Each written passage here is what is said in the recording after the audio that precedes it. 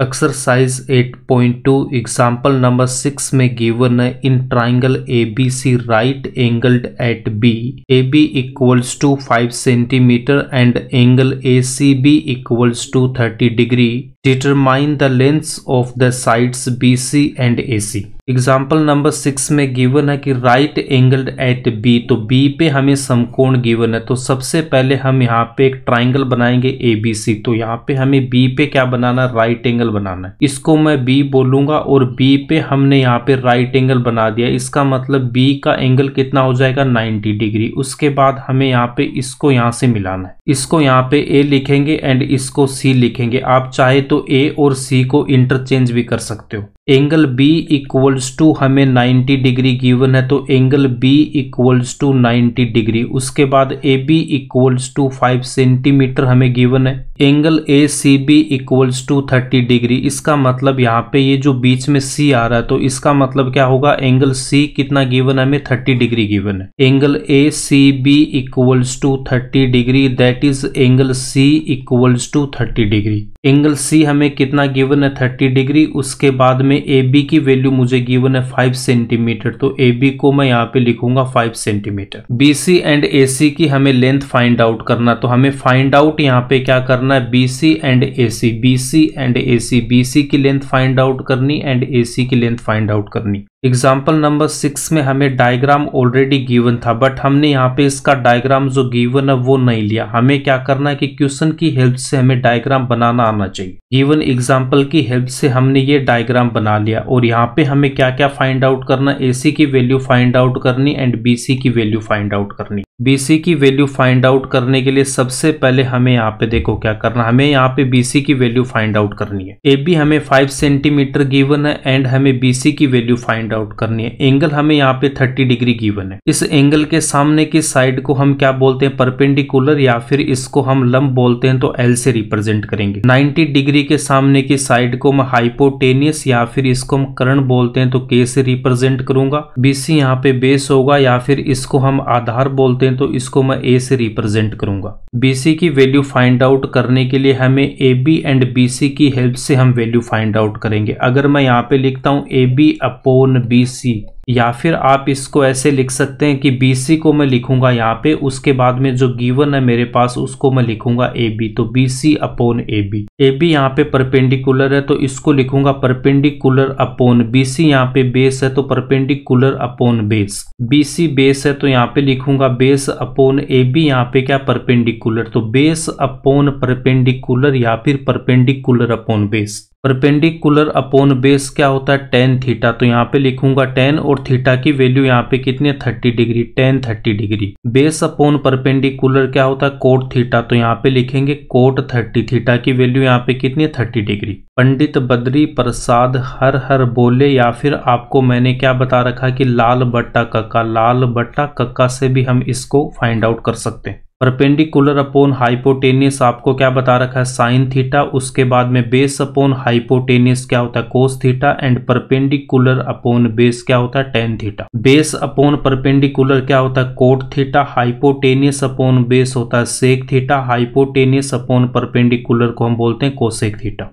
लंब बटा आधार को हम बोलते हैं टेन थीटा, तो परपेंडिकुलर को हम क्या बोलते हैं, लंब, और बेस को मैं बोलता हूं यहाँ पे आधार, तो इसको हम ए से रिप्रेजेंट करेंगे। तो बेस को मैं क्या लिख सकता हूँ, बेस को लिखूंगा मैं आधार और परपेंडिकुलर को लिखूंगा लंब। तो आधार अपॉन लंब क्या होता है, कोट थीटा, तो यहाँ पे लिखेंगे कोट 30। यहाँ से मैं क्या लिख सकता हूँ, A B upon B C, A B upon B C equals to tan 30 degree. A B equals to 5 centimetre given है, तो ए बी की वैल्यू मैं यहाँ पे पुट करूंगा कितना, 5 सेंटीमीटर। उसके बाद में टेन 30 की वैल्यू कितनी होती है, 1 upon root 3। A B equals to 5 centimetre put करूंगा एंड टेन 30 की वैल्यू कितनी होती है, 1 अपॉन रूट 3। ए बी की वैल्यू पुट करूंगा 5 upon B C equals to tan 30 की value 1 upon root 3। B C को 1 से मल्टीप्लाई करूंगा तो कितना आएगा, बी सी इक्वल्स टू 5 को मैं रूट 3 से मल्टीप्लाई करूंगा तो 5 into root 3। B C equals to 5 into root 3 centimetre, तो बी सी की वैल्यू आ गई 5 इंटू रूट 3। सेकेंड मेथड क्या है, BC को फाइंड आउट करने के लिए हम यहाँ से देखो BC upon AB equals to कितना होगा हमारे पास में कोट 30, यहाँ पे लिखेंगे कोट 30। AB की वैल्यू पुट करेंगे 5 सेंटीमीटर एंड कोट 30 की वैल्यू कितनी होती है √3।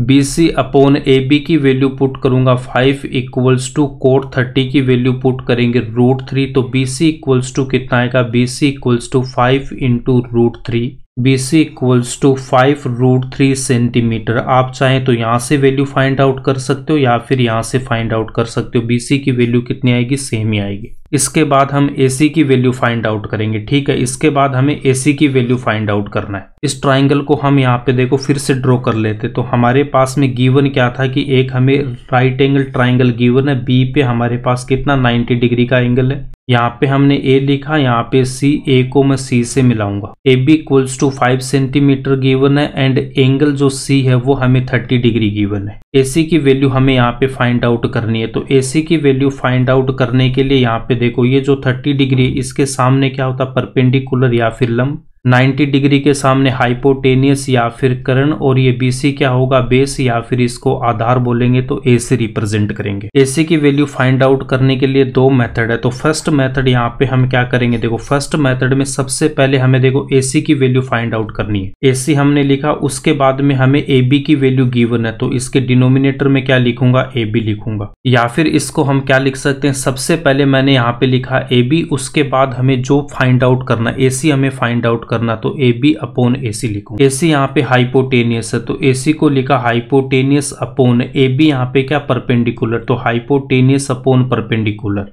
AB यहाँ पे परपेंडिकुलर है, AC यहाँ पे हाइपोटेनियस है, तो पंडित बद्री प्रसाद हर हर बोले। हाइपोटेनियस एंड परपेंडिकुलर में रिलेशन कहाँ पे, देखो यहाँ पे परपेंडिकुलर और यहाँ पे मेरे पास क्या हाइपोटेनियस, ये जो फर्स्ट वाला है। परपेंडिकुलर अपॉन हाइपोटेनियस क्या होता है, साइन। तो यहाँ पे देखो परपेंडिकुलर अपॉन हाइपोटेनियस, इसको मैं क्या लिख सकता हूँ, साइन 30। हाइपोटेनियस अपॉन परपेंडिकुलर, तो हाइपोटेनियस अपॉन परपेंडिकुलर ये क्या होता है आपके पास में, कोसेक। साइन का जो अपोजिट है वो क्या होता है, कोसेक होता है। हाइपोटेनियस अपॉन परपेंडिकुलर को मैं क्या लिखूंगा, कोसेक 30। AB की वैल्यू पुट करूंगा यहाँ पे 5 सेंटीमीटर एंड साइन 30 की वैल्यू कितनी होती है, 1/2। AB एंड साइन 30 की वैल्यू पुट करूंगा, तो AB की वैल्यू पुट करूंगा 5 सेंटीमीटर एंड साइन 30 की वैल्यू पुट करूंगा 1/2। नेक्स्ट स्टेप में क्या लिखूंगा, AB की value 5 upon AC equals to sine 30 की वैल्यू 1/2। AC को 1 से मल्टीप्लाई करूंगा, तो AC इक्वल्स टू 5 को 2 से मल्टीप्लाई करेंगे, 5 into 2 equals to 10 centimetre. AC equals to कितना आएगा, 10 सेंटीमीटर। यहाँ से AC की वैल्यू फाइंड आउट करने के लिए AB की वैल्यू पुट करेंगे 5 सेंटीमीटर एंड कोसेक 30 की वैल्यू कितनी होती है, 2।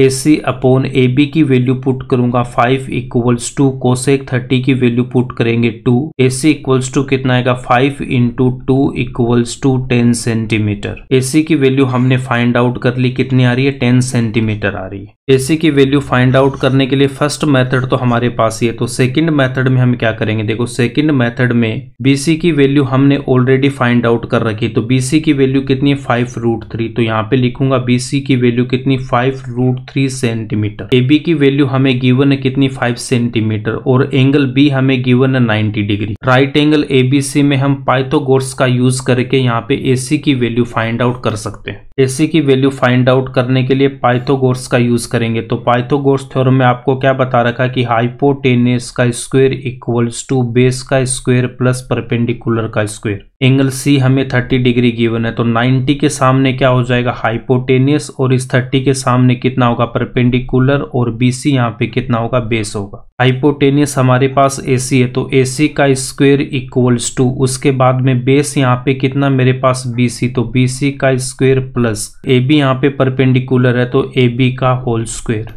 AC का whole square equals to BC की वैल्यू कितनी है, 5√3, तो 5√3 का होल स्क्वायर प्लस AB की वैल्यू कितनी है, 5, तो 5 का स्क्वायर। 5√3 का स्क्वायर, 5√3 का स्क्वायर, इसको सोल्व करेंगे तो 5 का स्क्वायर इंटू √3 का स्क्वायर। 5 का स्क्वायर कितना होगा, 25 इंटू √3 का स्क्वायर कितना होता है, 3। रूट का मतलब होता है पावर 1/2, तो √3 के होल स्क्वायर को यहाँ पे देखो नेक्स्ट स्टेप में रूट को मैं लिखूंगा 1/2।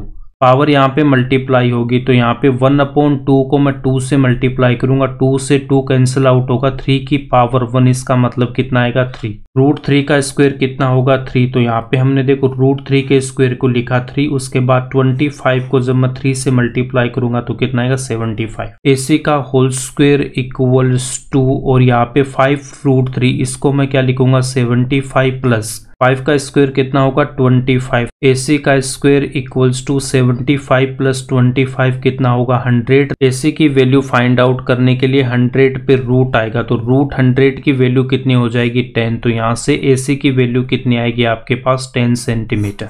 BC इक्वल्स टू हमने कितना फाइंड आउट किया था 5√3 centimetre, and AC equals to हमने फाइंड आउट कर रखा 10 सेंटीमीटर, ये इसका आंसर हो जाएगा।